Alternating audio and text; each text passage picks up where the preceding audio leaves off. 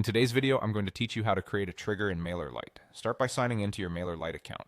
On the login page, choose the option to continue with Google, then select your Google account to finish signing in. Once you're in the dashboard, head to Automations. This is where you'll build workflows that run on autopilot based on subscriber activity. Click Create to start a new automation, then choose Start from Scratch.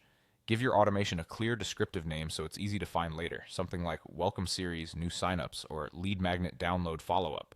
Works well if it reflects the purpose. When you're ready, select Start Building to open the workflow editor. Here you'll pick your trigger. A trigger is the event that automatically kicks off your workflow the moment it happens. Common choices include when a subscriber joins a group or completes a form. Joining a group is great for segment-based onboarding or lead magnet delivery, while completing a form is ideal for instant follow-ups after signups. You'll also see options like clicking a link, updated field, event anniversary, exact date, or joining a segment. Choose the one that best matches how you want to start the journey. With your trigger set, you'll see the visual canvas for the sequence. Click the plus sign to add the next step and select Send Email. This will open the email configuration panel.